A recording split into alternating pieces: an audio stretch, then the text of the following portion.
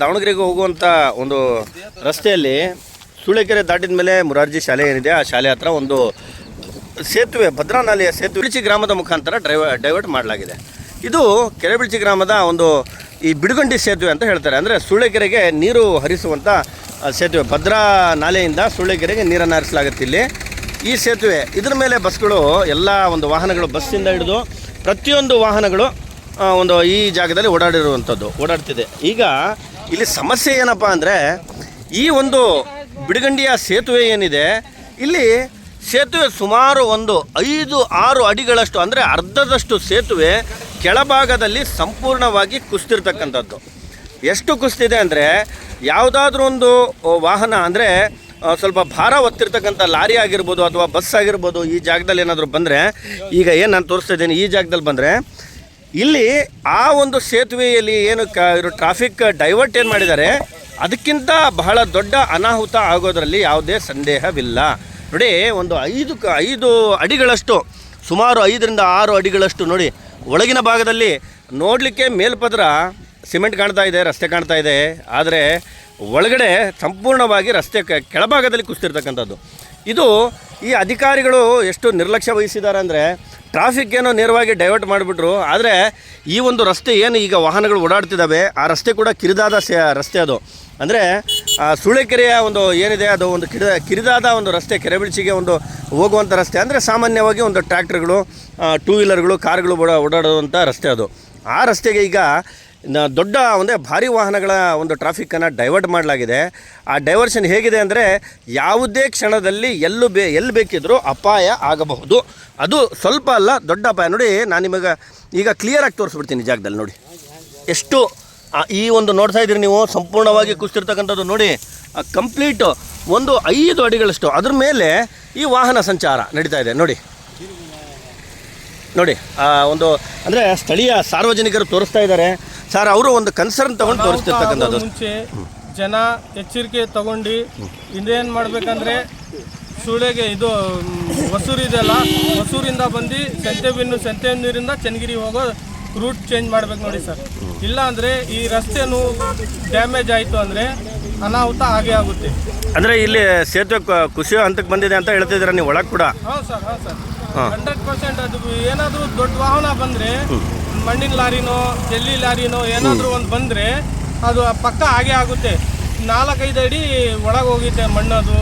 ಇದು ಏನು ಸೇತುವೆ ಏನು ಸರಿ ಇಲ್ಲ, ಸೇಫ್ ಇಲ್ಲ.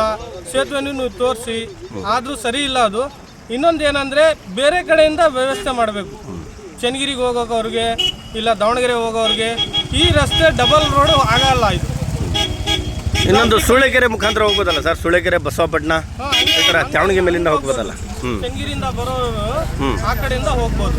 ಈ ಕಡೆಯಿಂದ ಹೊಸೂರಿಗೆ ಬಂದು ಹೊಸೂರಿಂದ ಸಂತೆಬೆನ್ನೂರಿಂದ ಚನ್ನಗಿರಿಗೆ ಹೋಗ್ಬೋದು. ಆರಾಮಾಗಿದೆ, ರಸ್ತೆನೂ ಚೆನ್ನಾಗಿದೆ. ಇದು ಏನಾದರೂ ಅಪಾಯ ಆದರೆ ಅಧಿಕಾರಿ ಅವರೇ ಕಾರಣ.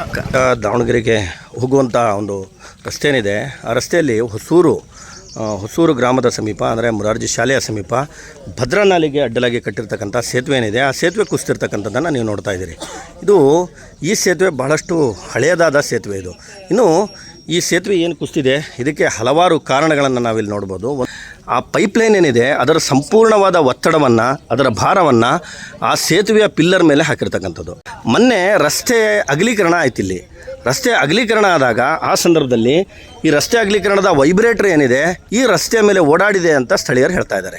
ಆ ವೈಬ್ರೇಟರ್ ಏನಿದೆ ಆ ಸಂದರ್ಭದಲ್ಲಿ ನೋಡಿ, ಇದು ಹಳೆಯದಾದ, ಭಾಳಷ್ಟು ಸುಮಾರು ಒಂದು 50 ವರ್ಷ ಹಳೆಯದಾದ ಸೇತುವೆ ಇದು. ಈ ಜಾಗದಲ್ಲಿ ಆ ವೈಬ್ರೇಟರ್ ಏನು ಈ ಜಾಗದಲ್ಲಿ ಓಡಾಡಿದೆ, ಅದರ ವೈಬ್ರೇಷನ್ಗೂ ಈ ಸೇತುವೆ ಹಾಳಾಗಿರ್ಬೋದು ಅಂತ ನನಗೆ ಅನ್ನಿಸ್ತಾ ಇದೆ. ನೋಡಿ, ಈ ಒಂದು ಅತಿ ಮುಖ್ಯವಾದ ಸೇತುವೆ, ಅಂದರೆ ಸ್ಟೇಟ್ ಹೈವೇನಲ್ಲಿ ಈ ಸೇತುವೆ ಒಂದು ಬಿದ್ದಿರ್ತಕ್ಕಂಥದ್ದು. ಭದ್ರಾ ನಾಲೆಗೆ ಅಡ್ಡಲಾದ ಸೇತುವೆ. ಸುಮಾರು ಒಂದು 50 ವರ್ಷಗಳಿಂದ ಈ ಸೇತುವೆ ಸುಮಾರು ಕಟ್ಟಲಾಗಿದೆ ಅಂತ ಹೇಳಲಾಗ್ತಾಯಿದೆ ಸರ್. ಅದು ಈಗ ಇದಕ್ಕೆ ಏನು ಮಾಡ್ತೀವಿ ಸರ್ ಈಗ ಸದ್ಯ? ಅದಕ್ಕೆ ಈಗ ಇದು ಹಿಂದೆ ಏನು ಭದ್ರಾ ಕೆನಾಲ್ ಟೈಮಲ್ಲಿ ಅವರೇ ಇರಿಗೇಷನ್ನವರು ಎಲ್ಲಿ ನಮ್ಮ ರೋಡ್ ಕ್ರಾಸ್ ಆಗಿದೆ ಅಲ್ಲೇ ಅವರೇ ಬ್ರಿಡ್ಜಸ್ಸನ್ನು ಮಾಡಿರ್ತಾರೆ. ಅದಕ್ಕಾಗಿ ಇದುವರೆಗೂ ಅವ್ರದ್ದೇ ನಿರ್ವಹಣೆ ಇತ್ತು. ಬಟ್ ಈಗ ಅವರು ನಿನ್ನೆ ಜಾಯಿಂಟ್ ಇನ್ಸ್ಪೆಕ್ಷನ್ ಮಾಡಿದ್ದಾರೆ ನಮ್ಮ ಅಫಿಷಿಯಲ್ಸ್ ಎಲ್ಲ. ಅವರು ಈಗ ನಾವು ಮಾಡೋಕ್ಕಾಗೋದಿಲ್ಲ, ನೀವೇ ಹ್ಯಾಂಡಲ್ ಮಾಡಬೇಕಂತ ಹೇಳಿದ್ದಾರೆ. ಸೊ ನಮ್ಮದು ಮೇಜರ್ ರೋಡ್ ಆಗಿರೋದ್ರಿಂದ ಟ್ರಾಫಿಕ್ ನಾವು ಏನು ಸೇತುವೆ ತುಂಬ ದುರ್ಬಲ ಆಗಿರೋದ್ರಿಂದ ನಾವು ಸದ್ಯಕ್ಕೆ ಈಗ ಟ್ರಾಫಿಕ್ ಕ್ಲೋಸ್ ಮಾಡಿದ್ದೀವಿ. ಸೊ ಯಾವುದೇ ಅವಘಡ ಆಗಬಾರ್ದು ಅಂತೇಳಿ. ಸೊ ನಾವು ಇವತ್ತೇ ನಮ್ಮ ಇಂಜಿನಿಯರ್ಸಿಗೆಲ್ಲ ಡೈರೆಕ್ಷನ್ಸ್ ಮಾಡಿದ್ದೀವಿ. ಸೊ ಇದನ್ನು ತುರ್ತಾಗಿ ಈಗೇನು ಟೆಂಪ್ರರಿಯಾಗಿ ರೆಸ್ಟೋರೇಷನ್ ಮಾಡಿಬಿಟ್ಟು ಆದಷ್ಟು ಬೇಗ ಟ್ರಾಫಿಕ್ ಬಿಡಲಿಕ್ಕೆ ಏನು ಸಾಧ್ಯತೆ ಇದೆ ಆ ಕ್ರಮಗಳನ್ನು ಕೈಗೊಳ್ಳಲಿಕ್ಕೆ ನಾವು ಈಗ ಎಲ್ಲರಿಗೂ ಡೈರೆಕ್ಷನ್ ಮಾಡಿದ್ದೀವಿ. ಮುಂದುವರೆದು ನಾವು ಇದನ್ನ ಸರ್ಕಾರಕ್ಕೂ ವರದಿ ಮಾಡ್ತೀವಿ. ವರದಿ ಮಾಡಿ ಇದಕ್ಕೆ ಮುಂದಿನ ಏನು ನ್ಯೂ ಬ್ರಿಡ್ಜಸ್ ಅಥವಾ ಆ ಪ್ರಪೋಸಲ್ ಬಗ್ಗೆ ನಾವು ತಾಂತ್ರಿಕವಾಗಿ ಏನು ಸೂಕ್ತವೋ ಅದನ್ನು ಸರ್ಕಾರಕ್ಕೆ ವರದಿ ಮಾಡಿ ಅದ್ರ ಪ್ರಕಾರ ಕ್ರಮ ಕೈಗೊಳ್ಳುವ. ಸಾಮಾನ್ಯವಾಗಿ ಎಷ್ಟು ದಿವಸ ತೊಗೋಬೋದು ಸರ್ ಇದು, ಅಂದರೆ ಇದು ರಿಜಿಸ್ಟ್ರೇಷನ್ ಆಗಕ್ಕೆ ಸರ್? ಮತ್ತೆ ರೆಸ್ಟೋರೇಷನ್ನು ಈಗ ನಾವು ನಮ್ಮ ಎಕ್ಸ್ಪೆಕ್ಟೇಷನ್ಸ್ ಇದೆ ಅರೌಂಡ್ ಮಿನಿಮಮ್ 20 ಡೇಸ್ ಬೇಕಂತ. ಬಟ್ ಆದಷ್ಟು ಯಾಕೆಂತಂದರೆ ನಾವು 20-25 ಡೇಸಲ್ಲೇ ಕ್ಲೋಸ್ ಮಾಡಬೇಕು. ಮತ್ತು ನೀರು ಕೆನಾಲಲ್ಲಿ ನೀರು ಬಿಟ್ಟರೆ ಮತ್ತೆ ಅದು ಮಾಡಲಿಕ್ಕಾಗಲ್ಲ. ಅದಕ್ಕಾಗಿ ಅಷ್ಟರೊಳಗೆ ಮಾಡಲಿಕ್ಕೆ ಮ್ಯಾಕ್ಸಿಮಮ್ ಟ್ರೈ ಮಾಡ್ತೀವಿ. ಈಗ ಸದ್ಯ ಟ್ರಾಫಿಕ್ ಡೈವರ್ಷನ್ ಏನು ಕೊಟ್ಟಿದ್ದಾರಲ್ಲ ಸರ್, ಅಲ್ಲಿ ಅಲ್ಲೂ ಕೂಡ ಒಂದು ಬಿಡಗಂಡಿ ಸೇತುವೆ ಏನಿದೆ ಸಂಪೂರ್ಣವಾಗಿ ಒಂದು 5-6 ಅಡಿಗಳಷ್ಟು ಕೆಳಗಡೆ ಅದು ಹಾಳಾಗಿರ್ತಕ್ಕಂಥದ್ದು, ಅಂದರೆ ಸಂಪೂರ್ಣವಾಗಿ ಅದರ ಬೆಡ್ ಹೋಗಿದೆ. ಈಗ ಆ ಸಂದರ್ಭದಲ್ಲಿ ಇಲ್ಲಿ ನೀವು ಅಪಘಾತ ಆಗುತ್ತೆ ಅಂತ ಡೈವರ್ಷನ್ ಅಲ್ಲಿ ಕೊಟ್ಟಿದ್ದಾರೆ ಸರ್. ಅಲ್ಲಿ ಅಪಘಾತ ಟೋಟಲಿ ಝೀರೋ ಸೇಫ್ಟಿ ಇದೆ ಸರ್ ಅಲ್ಲಿ. ಅದ್ರ ಬಗ್ಗೆ ಏನು ಹೇಳ್ತೀರಾ? ಅದು ನಮ್ಮ ಗಮನಕ್ಕಿನ್ನೂ ಬಂದಿಲ್ಲ. ಅದು ನಮ್ಮ ರಸ್ತೆನೋ ಯಾರ ರಸ್ತೆ ನಾವು ಇನ್ನೂ ವೆರಿಫೈ ಮಾಡಬೇಕು. ವೆರಿಫೈ ಮಾಡಿ ನಮ್ಮದೇ ಆಗಿದ್ದರೆ ನಾವು ತಕ್ಷಣದಲ್ಲಿ ಕ್ರಮ ಏನು ತೊಗೋಬೇಕು ಅದು ತೊಗೊಳ್ತೀವಿ. ನಾವು ಎಲ್ಲಿ ನಮ್ಮ ಮೇಜರ್ ರೋಡ್ಸ್ ಇದೆ near by, so major traffic ಅಂದರೆ ಹೆವಿ ವೆಹಿಕಲ್ಸ್ ಏನಿದೆ ಲಾಂಗ್ ಡಿಸ್ಟೆನ್ಸ್ ಇದ್ದು ಸಹಿತ ಅವು ಅಲ್ಲೇ ಡೈವರ್ಟ್ ಮಾಡಲಿಕ್ಕೆ ಟ್ರೈ ಮಾಡ್ತೀವಿ.